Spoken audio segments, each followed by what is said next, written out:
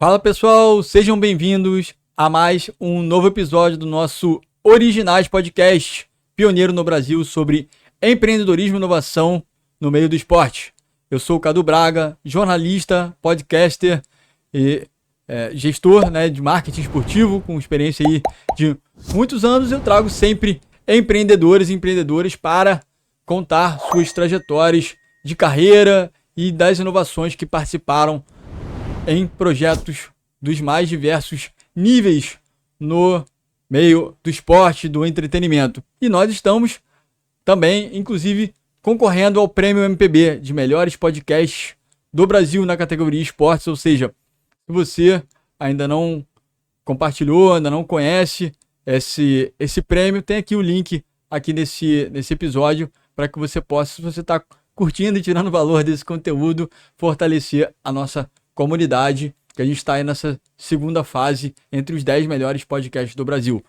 Mas vamos agora direto ao assunto para apresentar o nosso convidado de hoje, um executivo de experiência fenomenal no meio esportivo, o Ricardo Trade, conhecido como Baca, ele que foi CEO da Copa do Mundo da FIFA Brasil 2014, também Deputy CEO recentemente na Copa do Mundo do Catar, a Copa do Mundo da FIFA, também como CEO e também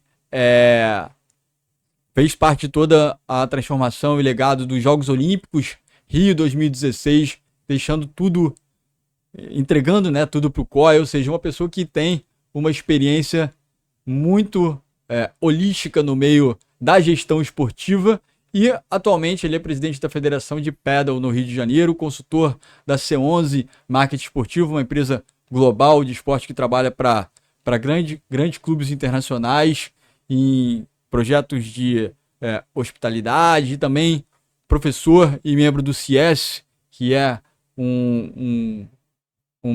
uma organização ligada à FIFA de educação. Ou seja, ele tem bastante história para contar e muita experiência para dividir com a gente. Então, eu quero te agradecer, Ricardo, por esse tempo valiosíssimo que a gente vai ter aqui, de um bate-papo bem descontraído, bem original. Então, a gente fica super feliz de dar as boas-vindas, Ricardo. Obrigado, querido. Estou super contente de estar aqui. Parabéns aí pelo seu podcast, pelo que vocês estão fazendo. Acho fantástico, acho essas iniciativas são muito importantes. Valorizam a gestão, valorizam o esporte.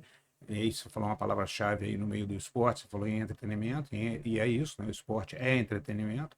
Acho que a gente tem que bater sempre nessa tecla aí de esporte e entretenimento. Perfeito. A gente fala muito aqui, o Ricardo que é conhecido como Baca, né, para os mais íntimos, mas a gente fala muito aqui sobre inovação e sportainment, né, que é a fusão. A gente prega muito isso, a fusão do esporte com o entretenimento. Então, muitos dos convidados e convidadas que já passaram por aqui trazem bastante dessa visão.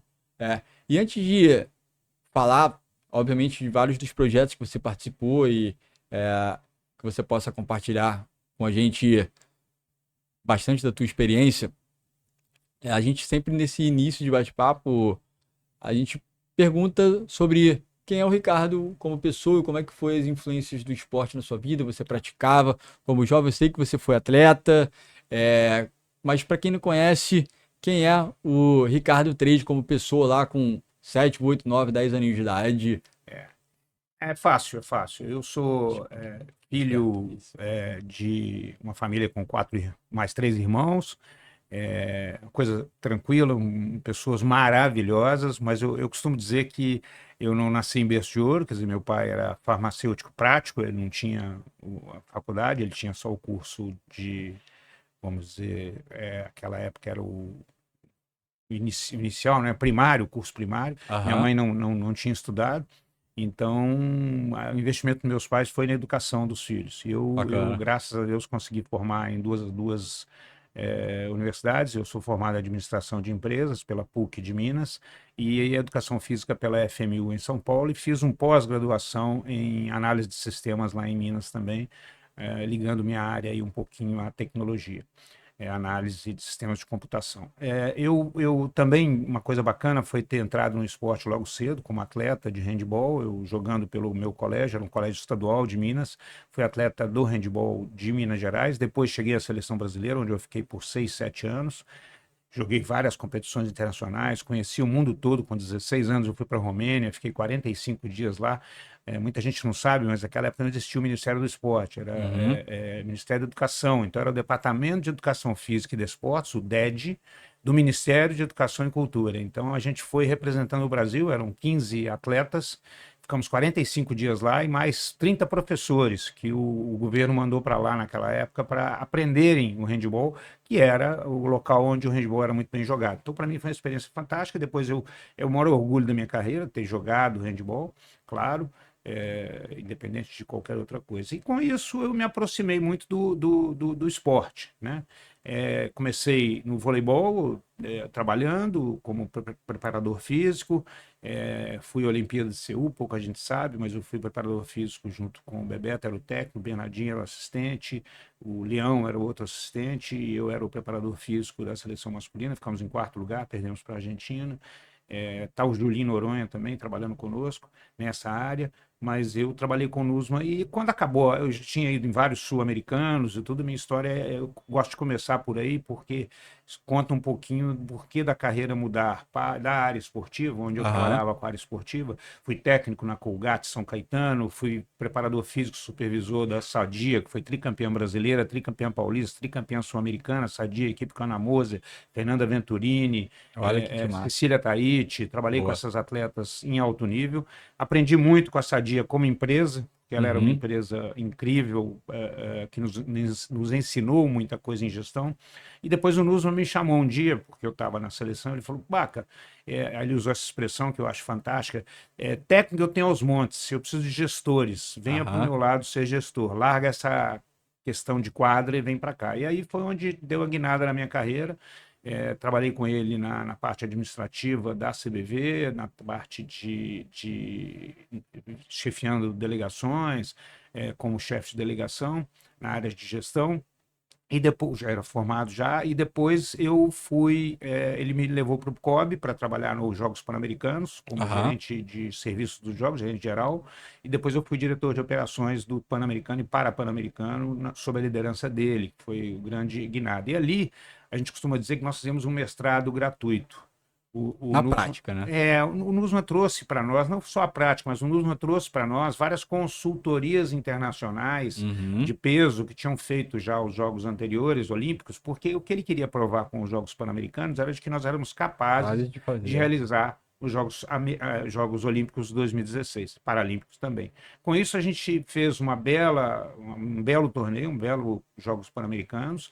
A gente, com isso, nos capacitamos para entrar com o projeto de 2016. Ele me chamou para permanecer, eu acabei ficando no final como diretor de operações da candidatura. A gente ganhou em Copenhague, a gente ficou 3 anos trabalhando nisso, até 2007, no início, no meio de 2007, quando acabou o PAN, até 2009, quando nós vencemos em Copenhague, vencemos Chicago, vencemos o Tóquio, vencemos Baku, então ficamos com o direito de fazer os Jogos Olímpicos 2016 no Brasil. Mas aí, através de um contato na FIFA, de um amigo na FIFA, eles me chamaram para conhecer a estrutura da FIFA, e o Ricardo Teixeira, então o presidente da CBF, eu não o conhecia, ele acabou me chamando para conversar e eu me mudei. Eles conversaram, o Usman e ele, eu Sim. me mudei para a área Para a Copa do da Mundo de Copa do Mundo como 2014. diretor de operações, em Aham. princípio, mas depois o Jerome, que era o Jerome Valco, secretário-geral, e junto com o Ricardo, eles me promoveram a CEO da Copa do Mundo aqui, e aí foi a minha carreira. Eu trabalhei muito tempo antes disso na Coca Tavares, numa empresa de São Paulo, com gestão esportiva, então Uma das trabalhei. pioneiras em gestão esportiva, inclusive. Ela é forte. Eu aprendi muito, porque eles são muito exigentes. Não tem economia de palito nos eventos deles. Sei. E com clientes fortíssimos, McDonald's, Banco do Brasil, eram clientes dele no tênis, porque eles tinham tênis com o Guga, eles tinham Uhum. beach soccer, que era eu que tocava junto com o Fulvio Danilas, tinha o vôlei de praia, que era eu que tocava junto com o Fulvio Danilas. O Fulvio tocava, na verdade, eu era o braço direito do Fulvio nessas duas modalidades. Nós Sim. fundamos a Federação Confederação Brasileira de Beach Soccer, com 3 federações, hoje já tem várias. Já. A gente fez vários eventos, sou amigo de todos eles, Júnior, Cláudio Adão, Júnior Negão, Jorginho, aquela turma toda, porque a gente viajou o mundo inteiro com o Beach Soccer, tudo antes do Pan-Americano. Depois fui para o Pan-Americano, fui para a Copa do Mundo aí dei consultoria para a Rússia, para o Catar, já pela FIFA, e aí eu fui Deputy CEO lá trabalhei na Copa América 2019 na área de hospitalidade com o Grupo Águia, em 2021 como diretor de operações, Rogério Caboclo me convidou na Copa América aqui, depois 22 lá, fui ao Pan-Americano de Lima como executivo do IPC, que a gente tem orgulho de dizer que foi reeleito agora pela 3ª vez consecutiva o André Passos como presidente. Trabalho brilhante. Ele me chamou, eu trabalhei para ele no Pan-Americano de Lima, fazendo a transição entre o Pan-Americano e o Pan-Americano. Isso eu estava já no meio da Copa América, mas eu fui, já tinha me comprometido. Depois fui para a Copa do Mundo no Catar, que foi uma experiência incrível, um lugar maravilhoso de se viver, uma estrutura ótima, com certeza com seus desafios de se realizar uma Copa lá diferentes do Brasil, por ser um país só, uma cidade só, 80 quilômetros entre os estádios, mas também com uma facilidade, você não tem... Aqui a gente tinha que tratar com governador, prefeitos, 12 governadores, 11 prefeitos, que Brasília não tinha prefeito, claro, era só o governador, e mais a FIFA, mais o Ministério do Esporte, mais as secretarias de esporte, mais o Ministério da Educação, o Ministério da Agropecuária, né? Então tudo isso foi uma experiência incrível. Depois eu fui do Catar direto para Conmebol, para trabalhar na Copa América 2024 lá em Miami, morei lá 1 ano e 2 meses. Acabei voltando antes para ajudar a campanha do Brasil em 2027, eu já tinha essa ideia na cabeça, levei ao presidente e a gente montou uma equipe bem legal, a gente trabalhou em conjunto aí com a Valesca, com a Jaqueline, e a gente mais um pessoal, o Luiz Meira, que trabalhou conosco também, que eram todos oriundos da Copa do Mundo conosco, a gente provou para o mundo que o Brasil podia ganhar, nós fomos a Bangkok, visitamos a África, visitamos a Ásia, falamos com alguns países e trouxemos os votos e ganhamos por uma folgada maioria, mas logo depois eu me afastei, a decisão da FIFA e da CBF foi de ter mais mulheres envolvidas na organização e eu não estou envolvido, mas essa é a minha carreira. Aí eu já, só para finalizar, eu estava jogando paddle, aprendi a jogar paddle lá. Quando eu cheguei lá tinha um brasileiro que era preparador físico do Rei, do Emir, um brasileiro, e ele é um cara bacana demais, meio que me adotou. O Fernando Sarney, que era o vice da CBF, eu conhecia, me apresentou e ele me adotou lá em Doha, me deu as primeiras chegadas lá, e tá, apesar dos caras me tratarem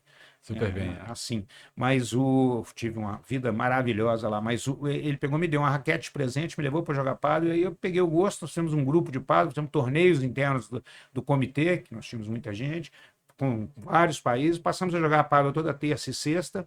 E aí, quando voltei, fui para Miami, continuamos jogando com o pessoal da FIFA lá e o pessoal da Conmebol, e depois, que já estava baseado em Miami, e depois, quando voltamos para o Brasil, continuamos a jogar aqui na Barra da Tijuca, formamos um grupo de pessoas que tinham jogado conosco, tinham ido conosco para o Catar, passaram a jogar. Hoje nós temos um grupo lá de 16 pessoas jogando, e aí, no meio desse caminho, eu falei, vou montar a federação.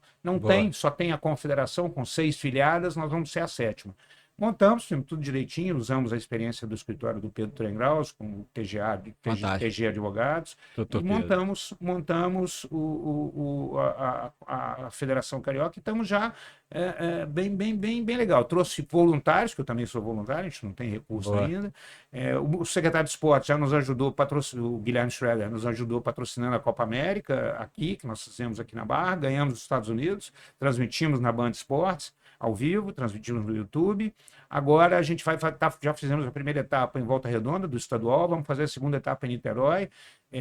Já fizemos uma clínica com o Pablo Lima, que é o número 1 do mundo durante vários anos, a gente fez lá em Niterói também na semana retrasada. Tudo isso são iniciativas que a federação tem feito junto com alguns voluntários, volto a dizer, alguns que jogam comigo, outros não, mas são todos oriundos da Copa. Então é só diretor, se você botar lá no site riopaddle.com, você vai ver gente de primeiro mundo, tem o currículo de cada um deles, todos trabalharam na Copa, têm uma experiência incrível e estão ajudando voluntariamente. Estamos finalizando o planejamento estratégico, estamos fazendo esses eventos enquanto isso, independente do planejamento estratégico, mas vamos fazer esse esporte crescer, quem sabe aí realmente até ter mais quadras no Rio, porque essa é a grande constatação nossa, e Aqui também ter não mais tem espaço. crianças praticando. Crianças. A gente vai ali a gente joga no Ponto Paddle, que é dentro do shopping da Barra ali, o Vogue Square. E ali tem um lugar chamado Tech 7, que tem Tech 7 7 tênis, eu quadras de conheço. tênis. E do lado são as quadras de paddle, que são de outro proprietário. Eles arrendam o espaço. Uhum. Mas é impressionante como tem crianças jogando tênis, fazendo aula de tênis. Isso você não encontra ainda no paddle.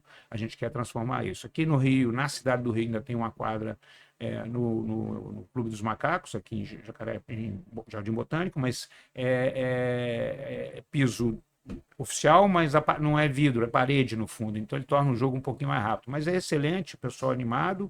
Tem uma quadra no Clube da Ilha, lá da Ilha do Governador, e o restante é interior. Tem muitas quadras em Volta Redonda, em Niterói tem 6 quadras, 6 não, tem umas 8 quadras, tem Itaipava, o pádel está muito espalhado. Claro, ele é mais forte no sul, em razão de ter sido oriundo da Argentina e do Uruguai. Então eles têm lá muita força e muita quadra. Por exemplo, o Clube Curitibano tem 14 quadras de pádel. É algo impressionante. Então, assim, hoje eu estou muito mais voltado para isso. O CIES, a gente faz um convênio desde 2012 com a FGV, eu estou com eles juntos. Eu vou indicação até do Cadu, o Cadu que me indicou lá da Golden Goal, me indicou para a Sisu, me indicou para ser o representante do CIES no Brasil desde 2012. Estou lá desde 2012, continuo. É uma forma de eu me ficar linkado à área de educação, de conhecimento, que eu acho muito importante. Olha, uma carreira realmente, como eu falei, né? Fenomenal, fantástico. Só esqueci de falar assim, eu ainda passei no meio do caminho como sendo CEO da CBV.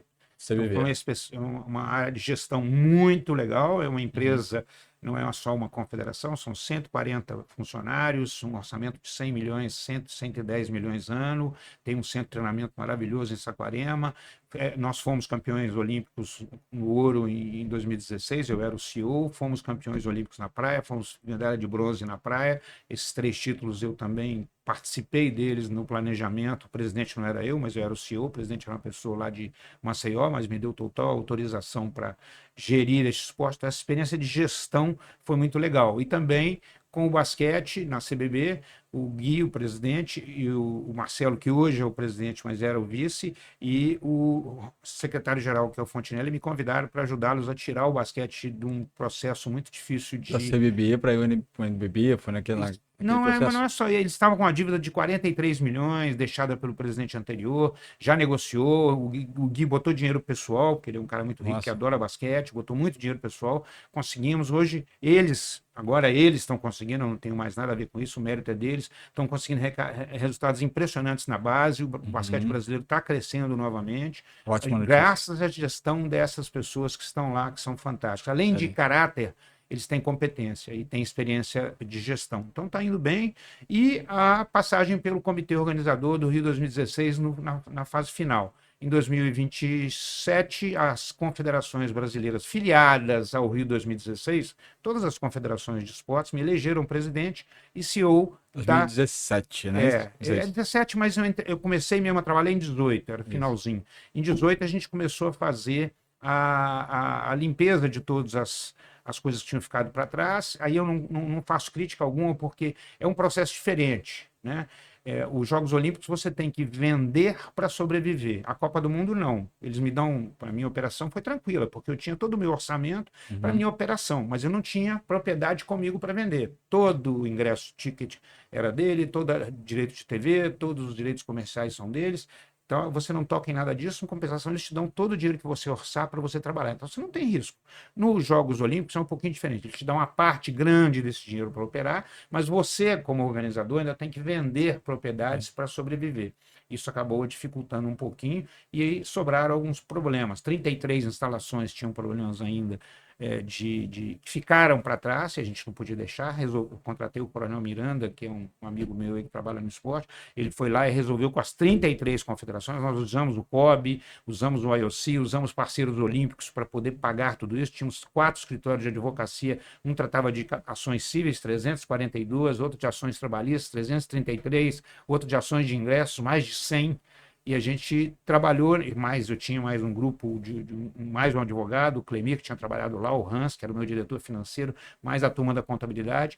Tínhamos uma equipe de 5 pessoas e vários escritórios, e em 5 anos nós conseguimos equacionar todas as dívidas e conseguimos fazer em dezembro de 2023 uma Assembleia Geral do Rio 2016 com todas as federações filiadas. Esse talvez seja o maior orgulho profissional ter acabado essa missão. A gente fechou o Rio 2016, o COI fez um relatório final, não há mais nenhuma dívida. Que aula de gestão que a gente tem aqui. Negociação, eu brinco aqui que os Jogos Olímpicos acabaram com nós tínhamos mais de 800 tochas olímpicas naquela época. E eles começaram a chamar de Baca Coin. Por quê? Porque eu estava muito na negociação. Eu estou te devendo, sei lá, 60 mil reais. Eu vou te dar 30, 20, 25 e vou te dar 6 tochas. E eu pagava e o cara aceitava fazer com as tochas o que ele queria. Claro. Fiz isso até com o setor público. Então, isso foi uma moeda também de troca que a gente usou. Sem dúvida, é uma memorabilia, é algo que tem um valor e no final, com o prefeito, comercial. A gente acertou uma parceria no Museu Olímpico, a gente doou muitas coisas junto com o Comitê Olímpico, muito material que estava com a gente, fantasia do mascote, tudo estava no nosso depósito. Caramba. Então, a gente conseguiu finalizar tudo isso. Isso aí ainda é um projeto de sustentabilidade, né? Em termos de coisas que poderiam ser mal descartadas ou inutilizadas, e você está economizando, gerando dinheiro novo para o Claro. Agora, sem o apoio do COB, do presidente do COB, das confederações, né, do Paulo Vanderlei na época, e do IOC, do Comitê Olímpico Internacional, e dos parceiros, né, comerciais, sejam lá quem for, a gente não teria conseguido. Realmente foi um trabalho de equipe e foi muito legal, em 5 anos, fechar esse ciclo sem deixar. Porque, para mim, eu tinha um orgulho um pouco ferido. Né? Tínhamos feito uma Copa do Mundo maravilhosa, sucesso absoluto internacionalmente falando, onde hoje reflete até no turismo brasileiro. Você pode dizer que hoje recebemos mais de 7 milhões de turistas anos. Nós passamos a Argentina, a gente recebia naquela época 4 milhões de turistas, eram menos turistas do que a Torre Eiffel, né? Menos turistas do que um monumento. Nossa. Eu sempre dizia isso. Hoje nós temos aeroportos, temos hotéis, temos capacitação de pessoas. Hoje, na Copa do Mundo, nós tínhamos, do Catar, tínhamos 330 brasileiros trabalhando. Então, hoje os brasileiros estão nos Jogos Olímpicos, estão nos Jogos de Inverno, estão nos Jogos Asiáticos, estão na Copa Arábica. Agora mesmo estão indo 2 que estão jogando com a gente, estão indo trabalhar, o André e o Pablo estão indo trabalhar na Copa Árabe, agora em dezembro. Você acha que esse é o maior legado dos mega eventos do Brasil? Um dos maiores é este legado. Hoje, eu te digo com clareza, nós não precisamos trazer estrangeiros para... Claro, isso tudo iniciativa do NUSMA, ele nos capacitou, depois os eventos acabaram nos capacitando, mas eu me lembro bem, a área de serviço aos espectadores, que vocês trabalharam tanto aí, não existia no Brasil, não tinha assento marcado. Então o cara chegava no estádio, onde é que eu vou, onde é que eu não vou, não tinha informação. Então o manual, tem uma pessoa lá para pintar o rostinho do seu filho, uma pulseira para impulseirar seu filho se você perder e saber onde é que ele está. Todo o trabalho de indicação entra por aqui, sai por ali, aquele trabalho de serviço, você ser bem tratado, encantar a pessoa que vai, para ela falar, eu estou vindo não num jogo, eu estou vindo num espetáculo. Estou indo na Copa do Mundo, num jogo de Copa do Mundo, estou indo num evento olímpico. Fantástico, esse é um legado que realmente não dá para desprezar, o legado de conhecimento nosso. Hoje, isso a gente trouxe um italiano, o Marco Sansoni, que veio dos Jogos Olímpicos de Turim, e ele nos ensinou, eu botei ele como chefe da Copa do Mundo. Sim. Hoje, nós já temos gente que faz, entendeu? Não precisamos mais do Marco, apesar dele ser um mestre. Claro. E qual foi, você falou, né, no início, né, do nosso papo, Baca, do desafio de estar visitando várias confederações e federações no mundo inteiro, né, países, para conseguir trazer a Copa do Mundo e os Jogos Olímpicos para o Brasil, né? Você participou muito desse processo. Qual foi o maior desafio? Foi entender que o Brasil tinha capacidade para entregar? O que te causou mais dificuldade? Em 2016, na época era 2008, 2007, 2008, 2009, eu não estava tanto na equipe internacional. Era liderada pelo NUSMA, pelo CRO, pelo prefeito, pelo governador, pelo Lula. E eles saíram a campo, visitaram o Pelé, né? O Paulo Coelho. Não tem embaixador melhor, né? Pelé, sem Pelé dúvida. era. O João Avelange foi fundamental nisso tudo, porque ele tinha uma moral no mundo olímpico fantástica. Nós tínhamos que provar que nós, primeiro, éramos capazes, e o PAN provou.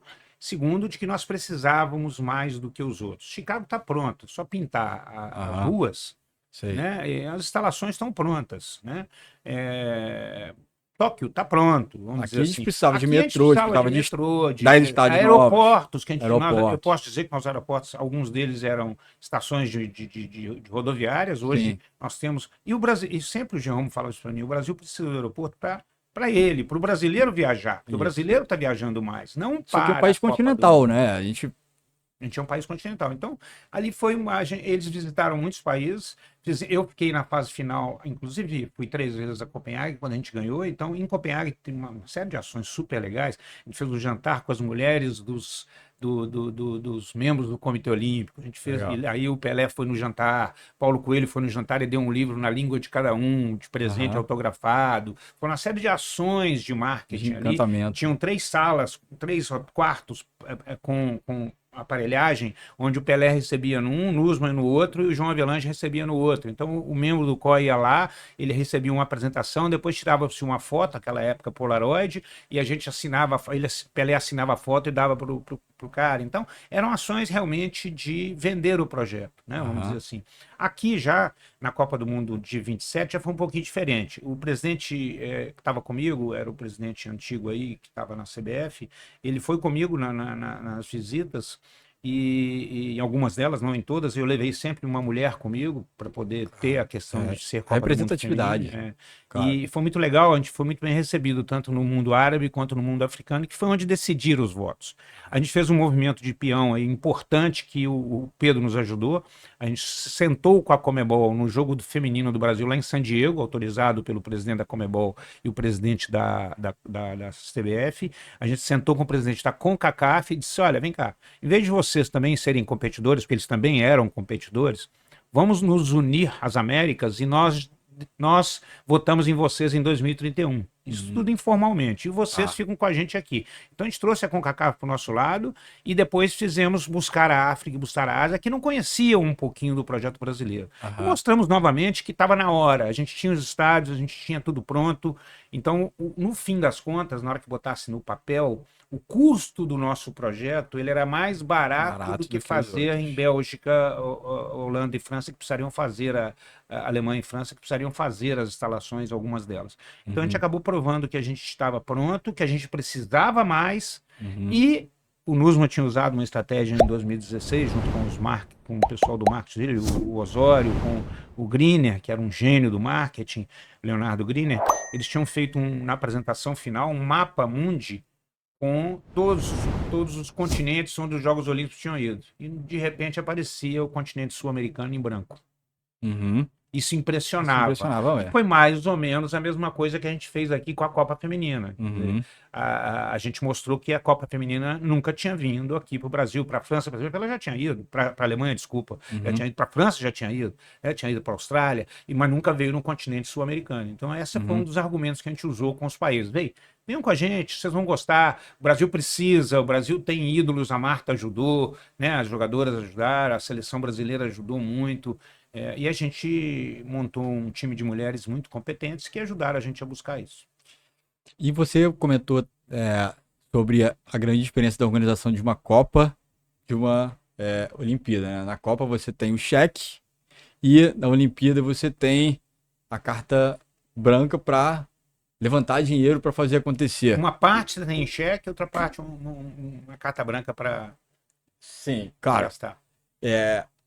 O que é mais desafiador? Gerir o dinheiro ou levantar o dinheiro? Nesse sentido da diferença aí, eu acho que os Jogos Olímpicos é muito mais difícil, porque você vai ter que ir ao mercado. E estava vindo no mercado logo depois de uma Copa do Mundo. Né? Então você tem que ir ao mercado para vender direitos de TV, para vender direitos locais de marketing, de comerciais. A Copa do Mundo não, ele realmente fica com tudo e o segredo é você orçar bem. Né? E eu tinha no meu time, ele estava até hoje comigo na Federação de Pádel, o Luiz Meira. Ele era do mercado financeiro e ele fazia muito bem ele era muito rígido, até hoje ele é, e isso ajuda muito. Chato, demorado, mas faz as coisas com muita clareza. Mas ele não sabia orçar uns jogos. Aí eu pedi o Nusman, não esqueço disso, para ele me emprestar o Vitório. Vitório era um cara da área financeira também, tinha vindo de bancos, mas ele trabalhava no COB há muito tempo, ele entendia de esportes, ex-atleta de voleibol e tudo mais, como o Nusman tinha usado vários deles. Então o Vitório tinha construído o orçamento de 2016, ele tinha total clareza. O que é transporte? O que é alojamento? O que é material esportivo? O que é material de tecnologia? Ele sabia tudo. Então a gente fez junto com a FIFA tem seu livro que você tem que cumprir. Caderno de encargos da FIFA. Mas esse Vitório nos ajudou muito. Ele tem como orgulho, me deu de presente depois o CD, aquela época era CD, né? E a gente fez um orçamento muito fidedigno. Ainda faltou. Quando a gente fez a Copa das Confederações, nós provamos para a FIFA que a gente precisava de mais 30 milhões de reais. E a gente conseguiu, em razão de algumas nuances que são nossas. Por exemplo, vou dizer aqui que até o Jerome fez um elogio para mim, falou: nunca vi uma pessoa que conhece tanto o país onde ele nasceu e vive. Né? O cara vem lá de fora, então, por exemplo, está escrito no ingresso quando você compra um ticket para a Copa, ou quando você é voluntário na Copa, que você terá transporte gratuito. E as cidades têm que assinar um documento chamado Host City Agreement, onde elas vão dizer que eu dou o passe gratuito. Só que é o seguinte, eu expliquei para o Jerome, o Brasil não tem transporte público, o transporte é pago, foi concessionado. Então alguém vai pagar essa conta. Alguém vai pagar essa conta. Liberar. Claro, eu falei com ele, nós vamos tentar, né, a força da CBF, nós vamos tentar, a força do governo federal, a força dos governadores de cada estado, nós vamos tentar. Mas eu prefiro que você deixe este valor no meu orçamento. O financeiro dele não queria deixar. Deixa o dinheiro para pagar. E não escreve no ingresso que você vai ter direito a transporte público gratuito, porque eu vou tentar conseguir. O que aconteceu ao final? Ele me apoiou, brigando com o financeiro dele, foi fantástico, e aí nós ganhamos essa luta. No final, 8 estados deram o transporte gratuito, 8 cidades, 8 estados, mas 4 não deram. Mas eu tinha dinheiro sobrando para fazer, então não faltou o dinheiro. Eu botei shuttle saindo do aeroporto, indo para os estádios, indo para os hotéis. Nós contratamos porque eu tinha dinheiro suficiente. E sempre uma das coisas que é mais importante aqui de falar, eu estou há muitos anos no esporte, tenho 67 anos, governança, transparência, isso é muito essencial. O Ricardo Teixeira sempre falava para mim, volto a dizer, eu não tenho relação nenhuma com ele, hoje eu o considero um amigo, eu o visito de vez em quando, como amigo, sou amigo da filha dele, da Joana Velange, um grande amigo do Beto, que é filho dele também, mas eu não os conhecia antes.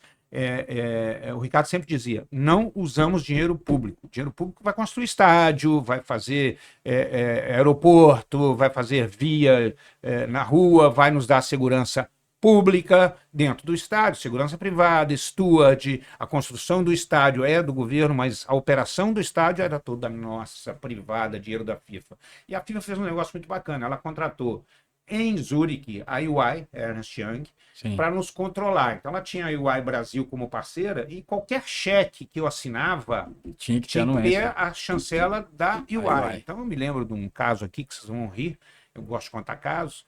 Nós fomos comprar câmeras, naquela época eram aquelas câmeras pequenininhas para poder filmar ou poder fotografar. E o Hilário, que era o meu cara de segurança, hoje ele é chefe de segurança da Petrobras. O Hilário era um cara da Polícia Federal, trabalhou nos Jogos Olímpicos também. O Hilário falou, Baca, eu preciso de câmeras para os meus gerentes de estádios, visitar o estádio e fotografar. Naquela época não era tão simples pegar o celular e fazer isso. Então eles foram, nós fomos mandar comprar, nosso departamento de compras. E aí fizemos lá uma cotação e tal, e a cotação veio para a Ernst Young e a Ernst Young barrou. Por quê? Porque existia no mercado câmeras mais baratas, né? Mas as câmeras mais baratas eram laranja, verde-limão, coisa que para a área de segurança eles não queriam, porque eles queriam alguma coisa. Então você tinha que provar que você teria que comprar a cinza e a preta. Então isso tudo, esse nível de detalhe nos protegeu incrivelmente. Hoje nós não temos um problema financeiro com o comitê organizador 2014. Nada ficou para trás, porque tudo estava Nem balizado. 14, nem 16, por conta Nem dessa, 16 dessa, depois. Tudo limpo. essa gestão. Essa gestão E volto a dizer, 16 não foi, na minha opinião, não foi má gestão. Foi essa questão de não ter a... Eu não participei, eu era, volto a dizer, eu era CBV e tinha visto uns jogos maravilhosos. Eu falo, pô, esses jogos foram maravilhosos. Se lembrar da final olímpica na praia, lá em Copacabana, eu me emocionei. Se lembrar, eu chorei na final do Maracanãzinho. Eu trabalhei no vôlei de praia, campeão também, enfim. Pô, sensacional. Então eu fiquei, assim, impressionado. Eu queria limpar o Brasil internacionalmente. Foi o que eu ajudei a fazer. Eu não, né? Uma equipe nova. E você falava, né, que as confederações se uniram para resolver as coisas do Rio 2016, no caso, e até agora, por exemplo, né, por um projeto novo que é o Paddle.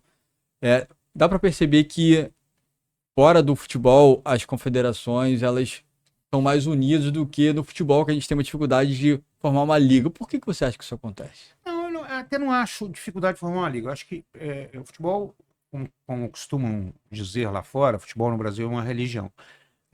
Não é um esporte, né? Diferentemente dos outros esportes. Eu acredito que o Brasil já é um país multiesportivo, ele não é só futebol, tanto que o voleibol é tricampeão olímpico nas duas vertentes, o basquete tem títulos mundiais, tem títulos olímpicos, o atletismo tem, a bike tem, a ginástica olímpica tem. O Brasil hoje é multidesportivo, vamos falar português, claro. Mas, se você parar para pensar, o futebol movimenta muito mais dinheiro, tem muito mais interesses. É difícil, não é fácil. Televisão, horário de jogos transmitidos, tudo isso faz uma diferença. Tamanho de torcida, região. A pressão que a torcida faz, por exemplo. Eu admiro muito eu não estou falando aqui de clubismo. Meu clube é o Cruzeiro de Belo Horizonte, porque eu sou de lá, né? Então eu tenho mas também não sou uma paixão, mas eu gosto. Mas o Flamengo, por exemplo, teve um presidente, o Bandeira, que para mim foi um exemplo. Ele fez um trabalho que ele não ganhou, mas não caiu, mas limpou o clube. Preparou para um projeto posterior. Isso. Acho isso fantástico, só que há uma pressão enorme da torcida que você tem que ganhar imediato. Então o futebol tem um pouco isso. Uma vez eu fui chamado para conversar com um headhunter sobre gestão da liga de futebol. Mas não ganhei porque eu não tinha a experiência no futebol envolvido com clubes, né? E acabei saindo, não sei quem eles escolheram, mas eu não fui escolhido. Mas eu gostaria muito de me meter nisso, seria uma área onde eu acho que eu posso ajudar. Eu geri a Liga de Futsal durante 4 anos na Confederação, e a Liga de Futsal era uma liga que hoje é profissional ainda, tem 24 franquias, e funciona autônoma da CBFS. Naquela época não era autônoma, era dentro, o basquete era dentro, virou autônomo, o voleibol é fora, é dentro, o voleibol é dentro. Eu briguei na própria confederação, e hoje está tendo essa polêmica aí de que a liga vai sair da confederação. Então, meu amigo, sai, só que você tem que dar condição. Então é o seguinte, você quer sair aqui da CBV? Eu disse para os membros da liga em 2017 e 2016, quando eu estava lá, vocês querem sair? Tudo bem, vocês pagam a conta inteira. Assuma a responsabilidade. A responsabilidade bolas, 84 bolas para cada equipe, a gente dava naquela época, piso, a gente emprestava o piso para cada uma das equipes, transporte aéreo para a delegação, hospedagem e alimentação para a delegação, transporte interno para a delegação e arbitragem. Você tem que pagar salário e uniforme. Você vai assumir isso? Para os grandes, eles até poderiam assumir. Para o pequeno, essa ajuda nossa era enorme. É um dinheiro que vem dos patrocinadores da CBV que paga essa conta. O futebol é a mesma coisa. Quer dizer, hoje eu sei que o grupo tem uma empresa que faz as 4 séries e do feminino também. Ela paga as passagens aéreas e hospedagem. A CBF paga isso para todas as equipes. Isso é um negócio fantástico. No horário, o jogo começa, os atletas viajam, os atletas estão lá. Alguém vai ter que fazer isso. Alguém vai ter que dar aos clubes, não pode deixar na mão dos clubes, porque até eu me lembro no futsal, no momento que eu tentei fazer um torneio, onde no lugar de eu comprar as passagens Eu tinha um acordo com a Rio Sul na época, imagina. Ou eu tinha um acordo com os hotéis DoubleTree, que eu comprava a hospedagem, eu dava o dinheiro para eles. O que acontecia? Eles usavam o dinheiro para outras emergências deles e às vezes faltava para aquilo básico. Então, quem for organizar a liga tem que ter, primeiro, uma cabeça de pensar em todos. Claro. Né? Isso às vezes Divisão não é de fácil. receitas e tudo. Tá. Receita, número de transmissões. Eu cansei de brigar com os clubes que vão falar, pô, porque meu evento, o Cruzeiro Minas tem mais transmissões do que o Montes Claros, por exemplo. Eu falei, gente, é questão de demanda e oferta, não tem jeito. Aí né? Então tudo isso tem uma coisa que você tem que equilibrar. E isso não é fácil. Eu acho que esse pode ser um dos detalhes. Com certeza, eu não acho que a CBF mais vai resistir a passar a liga para alguém. Ela vai continuar com... Eu sempre tinha dito isso para o Rogério Caboclo, que eu tinha mais liberdade, fazer lá atrás. Olha, entrega e diz a eles, olha, vocês vão ter que me dar 4 espaços na quadra, 6 no campo, para os meus patrocinadores da Seleção Brasileira, porque senão eu vou ficar só com os jogadores, só com os jogos da Seleção Brasileira, com meus sponsors. Eu vou vender também os jogos do futebol brasileiro. E aí eles tocam e você se livra de uma operação de logística, porque é uma operação de logística. Fica só com a parte técnica de arbitragem e entrega. Agora, isso não é decisão que cabe a mim, não acho se é certo ou se é errado. Cada modelo é um modelo, volto a dizer.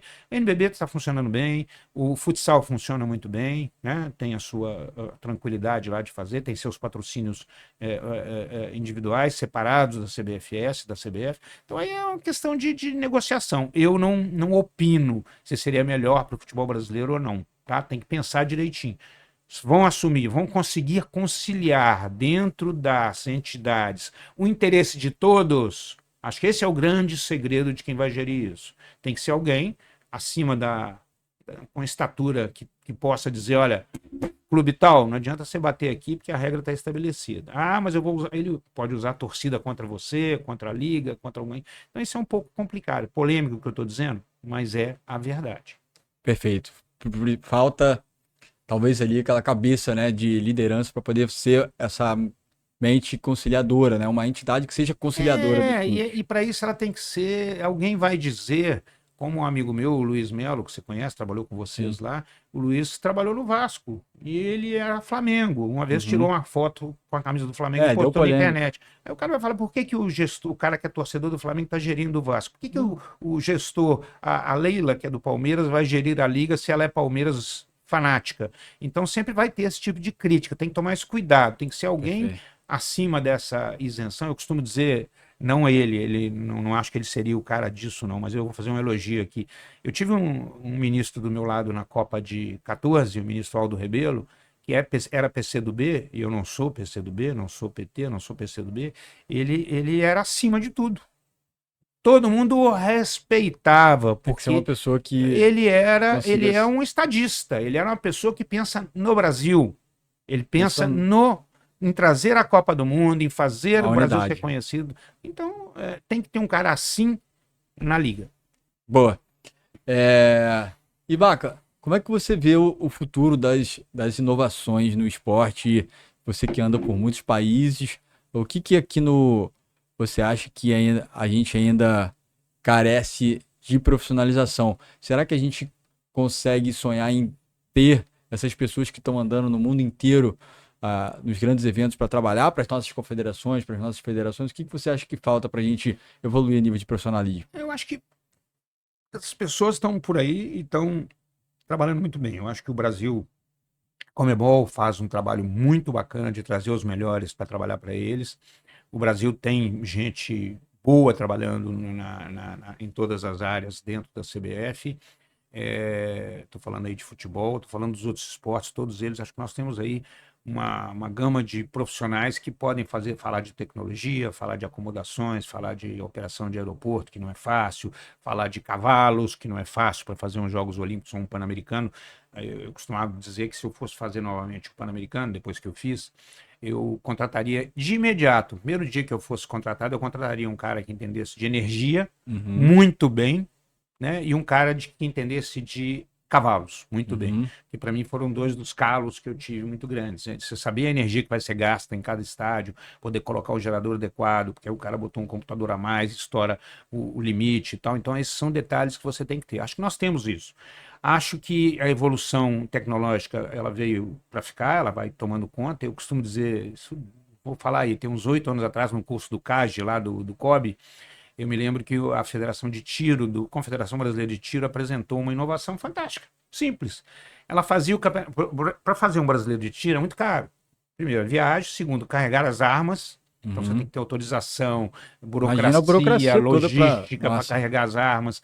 Então isso é muito importante. Então o que eles fizeram? Fizeram o Campeonato Brasileiro à distância. O cara competia no Ceará com o cara do Rio Grande do Sul, cada um com um árbitro neutro da confederação, só ele viajava, ele atirava contra este aqui, mas não do lado dele. Quer dizer, claro que você vai perder sempre aquela coisa de estar um do lado, a emoção de estar um do lado do outro, mas era um campeonato. E no final, a fase final, eles faziam em conjunto. Barateou demais e a tecnologia. Ele fazia transmissão naquela época por links, né? E hoje dá para fazer. Hoje dá para fazer com facilidade. Né? YouTube. Hoje eu me lembro que na época da Liga de Futsal a gente contratava produtores para Sport TV. A gente contratava empresas para botar 13, 14 câmeras. Né? Hoje mudou muito. Hoje, por exemplo, o voleibol, eu me lembro que em 2016 já o Pinheiros e o Minas já tinham aquela câmera israelense que ficava dentro do ginásio. Fica aquela... Ela pega todo, ela pode transmitir, ela pode transmitir o jogo.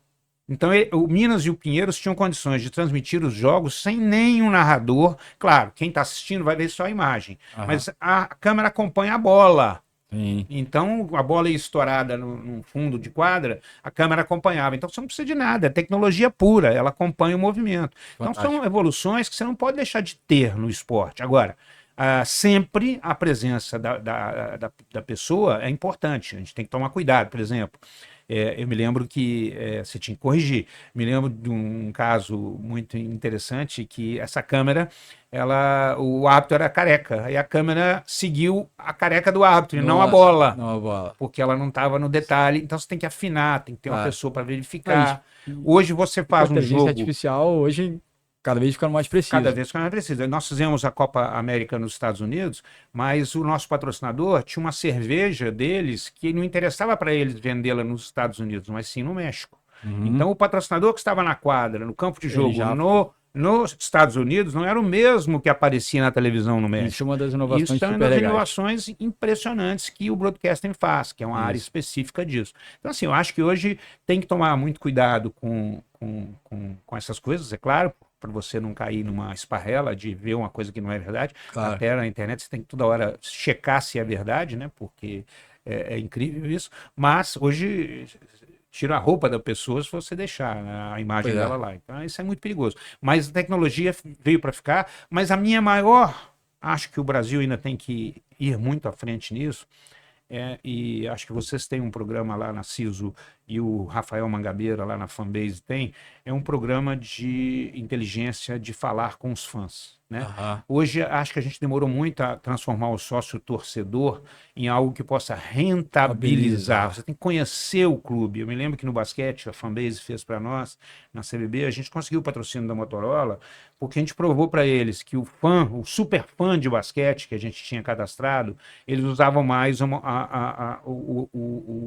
Apple do que o Motorola. Você quer transformar isso? Vamos atacar esses caras. Trouxemos a Paula para ser a menina propaganda da Motorola e passamos a fazer o patrocínio e atacar estes superfãs. Olha, troca para esse produto, por que você não compra esse? Diretamente, através de mensagem, através de promoções. Esse tipo de ação, acho que ainda pode evoluir muito. Falar com o fã. A inteligência dessa conexão com o fã. A conexão com o fã e de fazer isso rentabilizar, virar dinheiro para o clube. Perfeito, perfeito.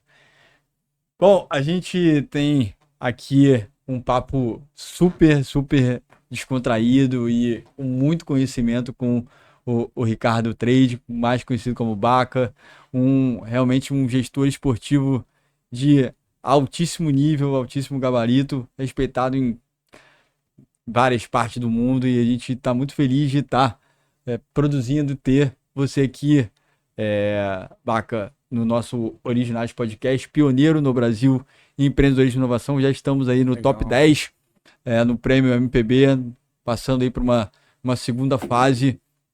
Estamos aí entre os melhores podcasts do Brasil na categoria esporte. É um podcast do Sport Think Lab, que é um novo projeto ao qual eu estou liderando, que é uma agência de projetos especiais de empreendedorismo também, né, no esporte, onde a gente está conversando muito com a comunidade empreendedora para justamente trazer também muitas inovações. Baca, eu queria te perguntar, o que você ainda sonha realizar na indústria esportiva? Eu ainda sonhava com essa Copa do Mundo Feminina, era um sonho que eu tinha, de ter realizado as 2 Copas aqui, mas ele não vai fazer parte da minha carreira, eu já sei disso, e não estou aqui reclamando, eu estou sendo, vamos dizer, frio, né? E colocando, não está dentro dos meus planos e nem deles de me ter, tenho certeza disso. Mas já ouvi isso deles, mas esse era um dos planos que eu tinha, que eu queria fazer. Eu tinha um outro sonho tardio, que eu errei muito em defini-lo. Eu tirei o Green Card agora, semana passada, eu recebi o Green Card, né? Pelas minhas habilidades especiais, é um visto EB1, eu tirei, eu recebi em casa o Green Card.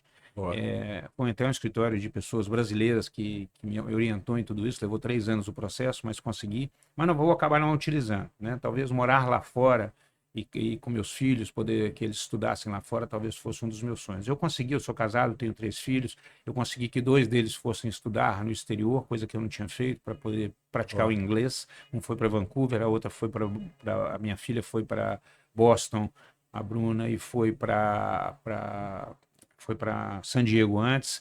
Fez um mestrado lá em Boston, na Boston College. Meu filho ficou em Vancouver trabalhando lá, e na Deloitte, e também... Morei em Vancouver 6 meses, que cidade. Não, que cidade, eu adorei, eu fui lá visitá-lo, Vancouver, né, que chove Vancouver, mas eu adorei, eu fui lá nos Jogos Olímpicos também, eu fui como observador do Rio 2016, foi um projeto legal de observadores, eu fui lá. Esse era um dos sonhos que eu tinha, morar lá fora. Hoje já não tenho mais, já morei no Catar, que gostaria muito de morar de novo. Se os Jogos Olímpicos se realizarem lá, e que eles acham que eles vão tentar para 36, eu tenho fôlego para isso. Olha aí, gostaria. Já tem novidade aí. Eu acho que eles vão tentar ser eleitos para 36, e eu gostaria muito de estar nele, né? Agora, não sei assim se isso vai acontecer. Mas hoje meu foco, e aí eu falo com todos aí do podcast, preste atenção, o paddle vai crescer. O paddle virou um esporte de relacionamento, um esporte de raquete, que é importante, ele é quadra menor do que o tênis, está atraindo muito dos adeptos do tênis, do futebol, que pararam de jogar, né? Vários fãs do futebol aí estão jogando paddle, e a gente está muito envolvido. Eu fui a Miami semana retrasada, fui lá na C11 em Milwaukee, mas passei em Miami para visitar o escritório da CBF lá. Falar com o Bruno, que era um conhecido meu. E aí, amigo, posso dizer amigo, um cara muito bacana que está gerindo o escritório lá. E eu fui em Miami visitar 2 clubes, o Ultra Clube e um outro lá, não me lembro o nome, com 20 quadras cada um, 16 quadras. Cara, ele não é um centro de vender espaço para jogar e espaço para treinar. É um espaço de convivência, tem um bar, tem uma fitness center, tem um restaurante. É um espaço de wellness. Tem espaço pet, tem espaço para criança, você leva seu filho quando você vai jogar. Isso nós não temos aqui ainda no Brasil. A gente acha que isso ainda vai entrar. Na hora que entrar, o paddle ele não vai ser... Talvez a grande dificuldade dele em relação ao pickleball, que é um outro esporte que vem crescendo, e o tênis de praia, o beach tênis, é que eles não precisam de tanta estrutura, né? Você pintou uma quadra no chão, o pickleball está pronto, botou uma rede. O beach tênis, você botou uma rede na praia, está pronto, uma fita, você está pronto. O paddle não, você vai demandar um pouco de investimento, a parede de vidro, a estrutura de alumínio, piso de grama sintética, é um custo aí de cada quadra em torno de R$130 mil, que eu acho que ainda pode baratear na hora que ele se tornar mais comum, mas tem empresas no Sul que fazem por esse preço, já com iluminação, já com tudo. E eu acho que assim que esse esporte pegar, era o meu sonho, sim, que o pádel pudesse ser olímpico, que eu pudesse estar fazendo esse esporte olímpico. Eu vou trabalhar para isso por enquanto, que, aliás, é o que eu tenho, é o meu dia a dia hoje, eu vivo Conta o um pouco pádel mais, 24 horas. como é que é esse dia a dia? Você montou um grupo de trabalho para A gente montou a um grupo, a federação... gente ganhou, nem te contei, mas a gente ganhou do secretário Guilherme Schroeder também uma sala. Aham, Ele nos cedeu uma sala lá no, não sei se você conhece, o Centro Esportivo Didi, Valdir Pereira, que é lá no Recreio. sei. É como se fosse um centro olímpico lá, que tem estátua do Didi na porta, do nosso jogador famoso de futebol. E lá tem uma série de atividades para a comunidade. É um centro da prefeitura. Impressionante. Dança, judô. Que legal. Muito legal. Futebol de salão, tem tudo lá. Futsal, né? Eu falando as coisas mais na minha idade, que vôlei para idosos, tem tudo lá, para atividades, vive lotado. E esse lugar ele me deu uma sala lá, só que ela está detonada ainda, ela ficou abandonada durante muito tempo, mas ele me deu. Eu cheguei lá, mandei limpar com dinheiro próprio nosso, dos diretores, mandamos botar uma porta com dinheiro próprio dos diretores. Um dos diretores doou 2 mesas e 8 cadeiras, então nós já montamos lá, mas tem espaço para ar-condicionado, a parede precisa de reforma, então vamos precisar gastar aí uns 20, 25 mil para reformar aquilo lá. Nós fizemos, então, uma ferramenta de financiamento coletivo. Nós fizemos uma benfeitoria. Legal. É muito legal, é só entrar na benfeitoria, quem quiser doar, Já 20 vamos reais. botar o link aqui, ó. Aí, Dudu.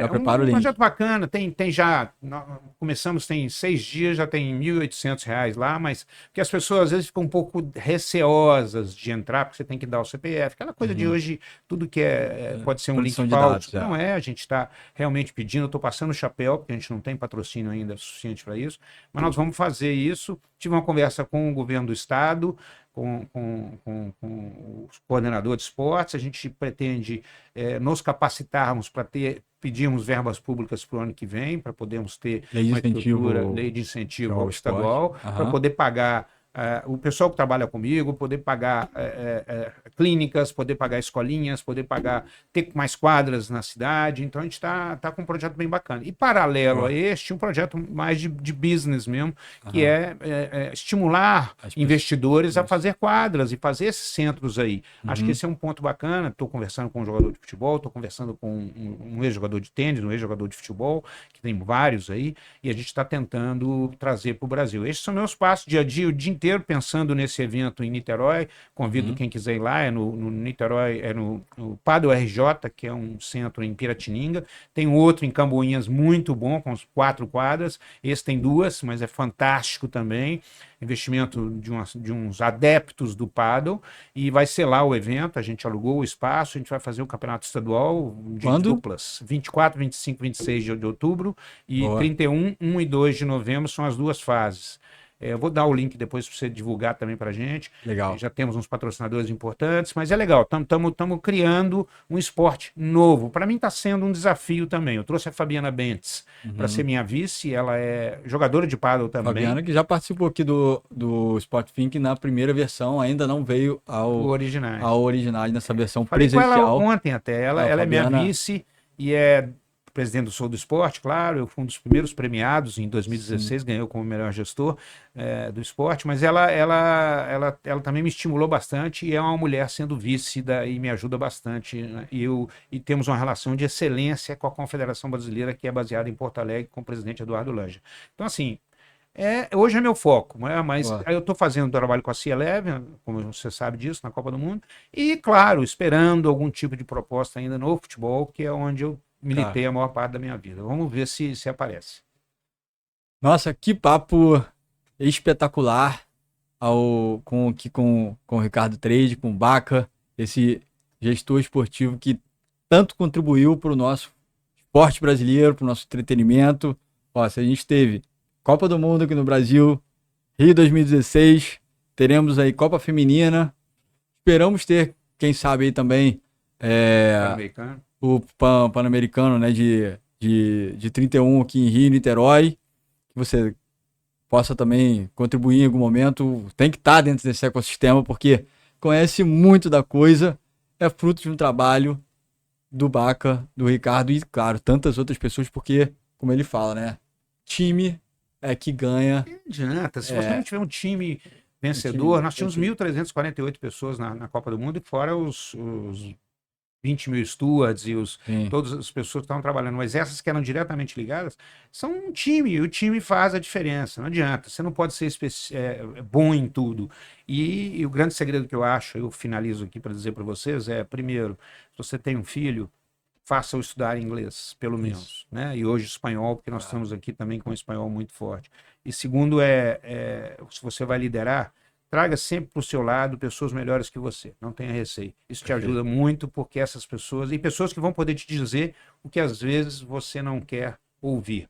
Eu Ou que vou você fazer não uma está homenagem aqui enxergando. póstuma a um amigo meu, Fábio Starling, que foi um cara assim, que trabalhou no Pan-Americano comigo, depois eu levei ele para a Copa do Mundo para ser o diretor de relações com a cidade sede, e ele é um cara de 71 anos, ex-jogador de voleibol, jogou no Pan-Americano de São Paulo, e virou meu amigo, não o conhecia, mas ele era o cara que pisava no meu pé. Você está falando alto, você não cumprimentou, você está sendo muito ansioso. Você precisa ter gente desse naipe que você confie do seu lado. Boa. Bom, pra gente concluir, eu quero fazer uma coisinha diferente. Claro. Como, assim, a gente trabalha aqui sempre trazendo pessoas incríveis e pessoas originais. E normalmente, Ricardo, no podcast, né, o entrevistador entrevista o entrevistado esse ping-pong, mas normalmente o entrevistado não pergunta nada ao entrevistador. Então, eu quero te deixar à vontade. Se você quiser fazer alguma pergunta para mim sobre o Não, nosso interessante. trabalho, Sobre o sobre. Sports Twin Club, eu acho que é importante você explicar um pouquinho o que, que isso significa e o que, que é estar no Originais. Como é que você consegue monetizar isso para sobreviver? Acho que são duas dúvidas que eu tenho. Boa, boa, vamos lá. Bom, o Sport Think Lab hoje está se posicionando no mercado como um ecossistema onde a gente tem os nossos produtos proprietários, nossos projetos da casa, digamos assim, o Originais é um deles, que é o podcast aqui sobre empreendedorismo e inovação. A gente tem também um livro sobre os apelidos no futebol brasileiro, onde a Que gente legal. vai falar sobre os imortais, tanto dos homens e mulheres que fundaram o futebol brasileiro, desde o Pelé, do Zico, do Garrincha, até a Pretinha, a Cici, a Formiga, tantas aí que você, inclusive, com certeza, de alguma maneira, conviveu com essas mulheres que quebraram o vidro lá atrás, nos anos 80, e vários outros apelidos mais descolados. A gente tem também projetos de um documentário.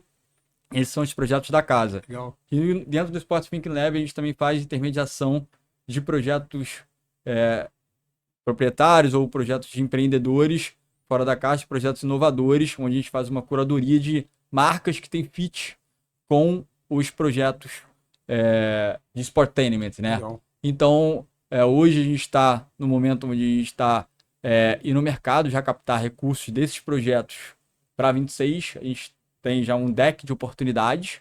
E o podcast, a gente está fazendo aqui um projeto onde a gente está trazendo empreendedores e empreendedoras contando, né, essas histórias, e a gente tem aqui uma equipe com a participação do Dudu, que a gente tem o estagiário, a gente tem dentro do Spot Thinking Lab gestores que estão trabalhando por job, né? Ou seja, a gente tem uma pessoa cuidando de Claro. legal, uma pessoa cuidando de consultoria, e a gente, por projeto, a gente trabalha em cima. Então, hoje é uma startup, mas que está com uma visão de trazer empreendedorismo, inovação para o mercado. Então, é um objetivo de, inclusive, fazer com que o esporte no Brasil seja não só entretenimento, mas que não seja só futebol, seja Exato. paddle, seja beach tênis, seja atletismo, seja o Esporte, paralímpico. esporte. Esporte é tudo, esporte é educação. E muito do meu objetivo aqui, para concluir,